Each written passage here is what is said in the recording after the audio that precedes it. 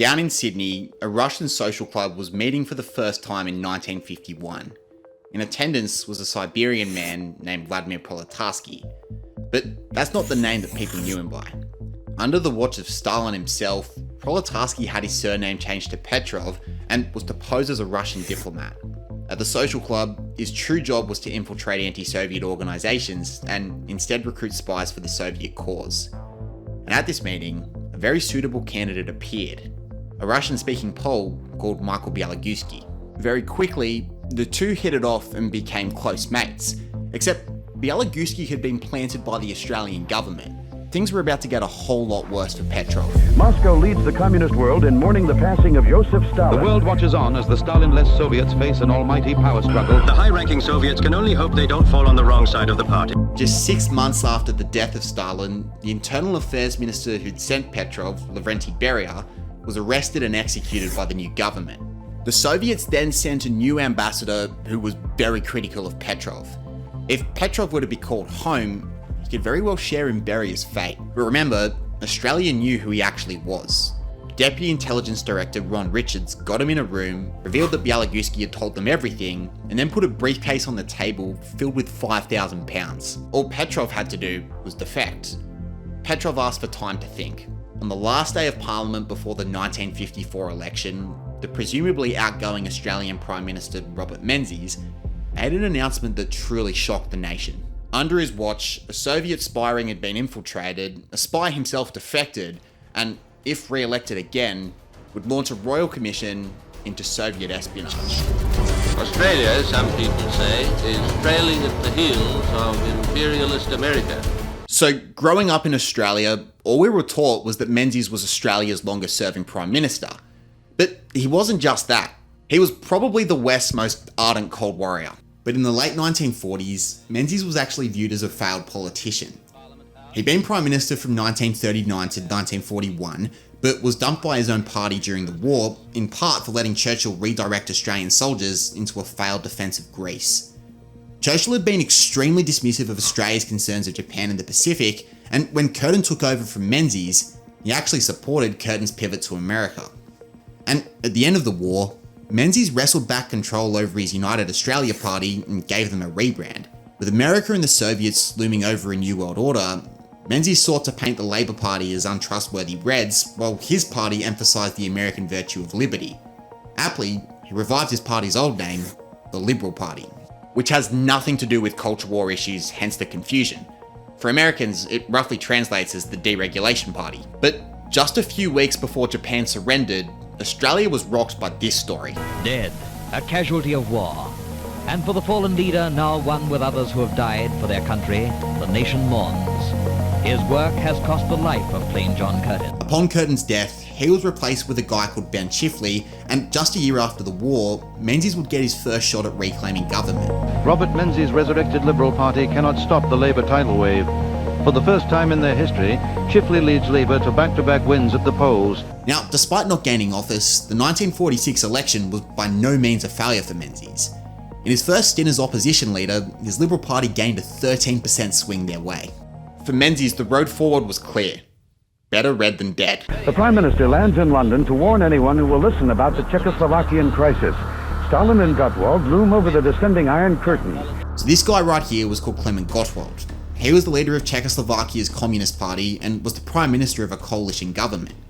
However, his Communist Party looked poised for defeat in 1948, and so Stalin ordered him to seize Prague, after which a new constitution was signed. Menzies was clear. More needed to be done to stop the spread of the Soviet influence. And fortunately for Menzies, Ben Chifley would play right into his hands. Australia's banks are once again in a state of panic as the Chifley government threatens nationalisation for the second time. So Ben Chifley's hallmark policy was to essentially have the government run the banking sector. He'd earlier served on the Royal Commission into the Great Depression and had a deep distrust of them to act in the nation's interest. Bear in mind that at this point, there was no Federal Reserve to regulate the supply of money. And so Chifley wanted to give the government-owned Commonwealth Bank the power to control both the exchange rate and interest rates. However, the High Court struck this down. But in 1947, a frustrated Chifley actually then went even further and mandated that all state and local banks bank with the Commonwealth Bank. Of course, this was also destined to be struck down, but a compromise was reached where Chifley could restore the 1945 conditions.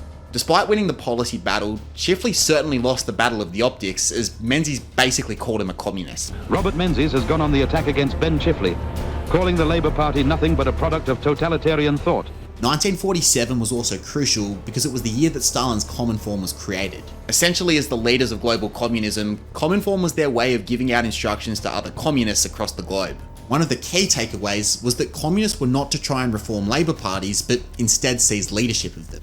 And so in 1949, the communist-led Australian Colin Employees Federation went on strike. This led to a particularly cold winter, and despite Ben Chifley actually jailing the organisers, Menzies' promise to slay the commies proved far too alluring a promise, and he romped his way back into the top job. Not even a decade ago, Menzies was believed to be just a dead man walking. But after reorganizing Australia's Conservatives into the revived Liberal Party, he's also revived his political career, reclaiming the top job. Now, Menzies' convincing victory wasn't just purely communism bad. What was interesting was that the Liberal Party spent 10 times what Labor did on campaigning. Part of that was that the banks were flocking to Menzies, but part of it was also Labor thinking they'd win at least one more term. That being said, Chifley still had a majority in the Senate and could block Menzies where he saw fit. Menzies had to deliver on his promise to defeat the Reds, and Menzies wasted absolutely no time at all. In 1950, Menzies brought the Communist Party dissolution bill before Parliament. Now, normally introducing a bill is super boring and kind of tedious, but not in this instance. As Menzies stood before the Parliament, he literally read out the names of 53 Communist Party members whom he called a traitorous minority that threatened the stability of the nation. Under the bill, anyone who was labelled a communist by the Governor-General could be barred from Commonwealth employment, including holding office. For obvious reasons, many in Labor, including Chifley himself, actually opposed the bill. Menzies even admitted to getting some of those 53 names wrong, so to give the Governor-General such immense power to decide who and who weren't communists was a step towards totalitarianism rather than away. However, at a Labor conference, it was clear that a majority supported it, and so Chifley urged Labor senators to support the bill to preserve party unity. The bill was passed without amendment, and immediately, the Communist Party took Menzies to the High Court. The Communist Party has taken Menzies to the High Court for breaking the Constitution. Stalin watches over this most fascinating High Court case, which will set precedent for decades. So when it came to the law, what was really in question was Section 51 of the Constitution. We call this the defence section. Basically, Menzies was claiming that this section gave his government the right to make laws to protect their national security. Given that communism was committed to global revolution, Menzies argued that it was an inherently violent party. Interestingly, this was the same defence he used as Attorney General back in 1934 to try and deport high-profile Czechoslovakian communist Egon Kish. However, the High Court wasn't persuaded, and in 1951 ruled that the discretion of the Governor-General was too vague a criteria to invoke national security. As tensions were rising, Stalin was looking on with some concern at the state of affairs. Vladimir Petrov was put on the ground, and then Labour was rocked by this news alert. The nation can't quite believe it. Ben Chifley's dead. The opposition leader died of a heart attack in his room at the Hotel Kurrajong in Canberra. So when Ben Chifley died, there was absolutely no question as to who would take over from him, Herbert Evatt. His credentials were incredible, holding the job of High Court Justice, Foreign Minister, Attorney General, and President of the UN General Assembly. Except, unlike Chifley, Evatt wasn't as concerned with the communist infiltration of Labour. So, with the High Court ruling that the Constitution did not permit Menzies to outlaw a party, Menzies turned to his next option, changing the Constitution through a referendum. The amendment to the Constitution was a little wordy, but in essence, it was just including the word communist into who the Parliament could legislate against for national defence. When it came to campaigning, the terms were made very simple. Do you support banning the Communist Party or oppose it? Unlike Chifley, Evatt decided to oppose the referendum and was the face of the No campaign. The debate itself was quite fascinating. Evatt accused Menzies of trying to establish a police state and actually began his campaign earlier than Menzies. However, Menzies unquestionably had the support of the mainstream media. Out of the 15 major newspapers, 12 had editorials supporting the referendum, 2 remained neutral, and only 1 wrote against it, the Argus, which by this point was only 6 years away from being discontinued. By the way, in this time period, newspapers kind of functioned like YouTube channels. Think Young Turks, Ben Shapiro, Gary Lawson. If you wanted to be a political commentator, you had to try and earn a newspaper. But as Evatt campaigned for the no vote, he was surprisingly very successful. As Evatt addresses the crowd, he claims his first triumphant win in opposition as Australia voted no to outlawing the Communist Party. To win a referendum, you don't just need a national majority, but a majority of votes in a majority of states. Queensland, Western Australia and Tasmania supported the ban, while New South Wales, Victoria and South Australia opposed it. It also won a national majority by a 1% margin. That being said, even if Menzies couldn't ban the Communist Party, he could still try and raise the middle finger. The free countries of the Asia Pacific gather to commemorate this new alliance. Some are calling it CETO, a treaty organization for Southeast Asia. So at the 1951 Conference for Commonwealth Prime Ministers, Menzies had a good yarn with the New Zealand Prime Minister, Sidney Holland. Together, the two agreed that if a Third World War were to break out, their strategic priority would not actually be here in the Middle East like in the beginning of World War II, but here in Malaya. Because Churchill hadn't properly fortified it during the war, Japan took it comfortably and could easily then advance towards Australia. But here's the thing. This was the era of decolonisation and Britain was basically done here. So instead, Menzies went looking to America. Now I'm about to show you how much ad rev I made off a video that took 3 weeks to make.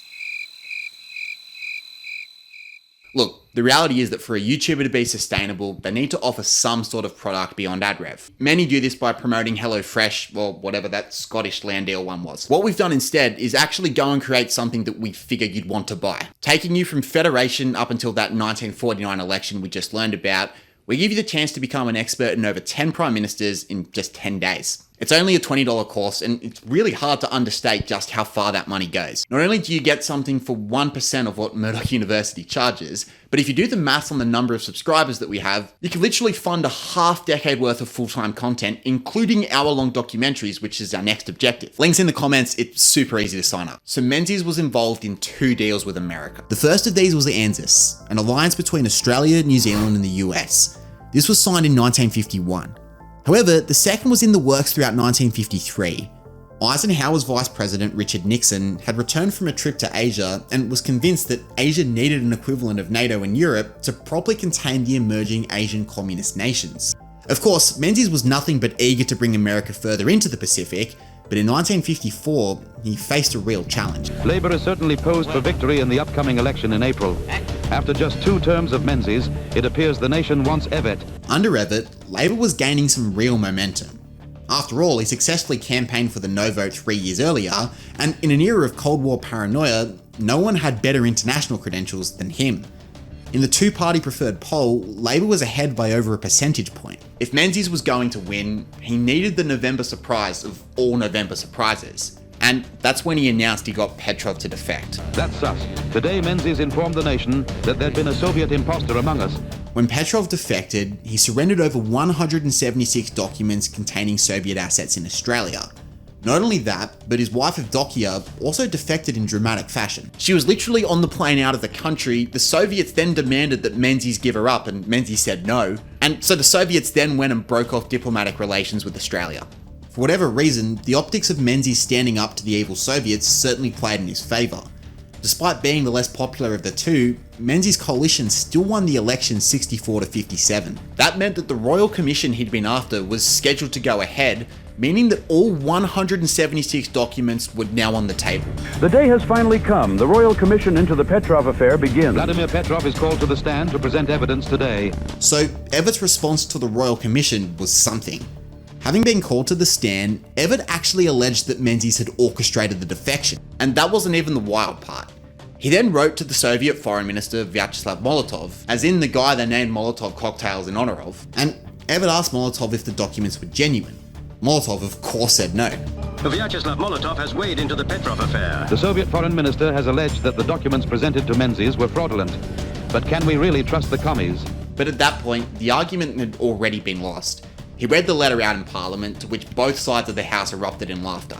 By appealing to Molotov as an authority of truth, Evatt was only giving oxygen to Menzies' claims that Labour was in bed with the communists. That then got way worse when documents revealed that 2 members of Evatt's staff were Soviet sources of information. Now remember, Evatt was once a High Court judge, and so he represented those workers in the commission. That meant that he got to cross-examine that Polish agent for Australia, Michael Białagowski. However, after a strong cross-examination, the Royal Commission actually withdrew Evatt's right to appear. Of course, this only meant Evatt felt further aggrieved. Nonetheless, 1954 was a disastrous year for Evatt, and his factional enemies sharpened their knives. As groupers have put a target on Evatt's head. For them, the opposition leader is far too sympathetic towards communists. Within the unions, a series of factions had emerged called groupers. Their job was to make sure unions did not fall under the control of communist influence, and would tactically vote to stop that from happening. Think of them as being like an alliance in Survivor, except they're just trying to get rid of the communists, and they are also super Catholic as well. The groupers pledged loyalty to a guy called B.A. Santa Maria, and because these factions controlled the Victorian unions, he controlled Victorian Labour. So Evatt actually blamed Victorian Labour for the 1954 election defeat, saying that their crusade against communism actually played right into Menzies' hands and stifled Labour's progress. This is how wild it got.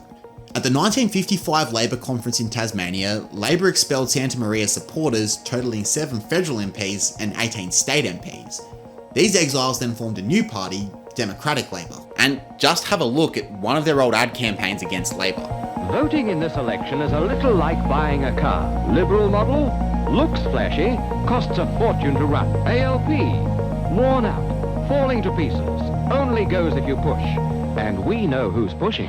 Democratic Labour hurt Evatt's chances really badly. In 1955, Labour had a 5% swing go against them as Menzies comfortably retained government. In 1961, new leader Arthur Colwell took them within just 2 seats, but Democratic Labour preferences denied them the key seat of Bruce. In 1963, Menzies would win once again, before riding off into the sunset in 1966 as Australia's longest serving Prime Minister. That 1954 election was perhaps the most crucial though. In 1955, Menzies indeed brought Australia into the new Southeast Asia Treaty Organisation. SEATO wasn't quite the same as NATO as there was no joint command, but still a decisive show of support for America's foreign policy agenda. While Labour floundered over the Soviet issue, Menzies sat back with his popcorn. Had Labour been able to take government at that 1954 election, there's a very convincing case to say that Australia never joins Vietnam the following decade. But this wasn't the first time that Labour had gone through a schism. The Prime Minister threatens to bring over 20 Labour MPs across to form government with the Liberals. This would be the biggest mass defection in Australian history. In 1916, Billy Hughes took 23 Labour members and actually joined forces with the Liberal Party. To learn more about that split, click right here.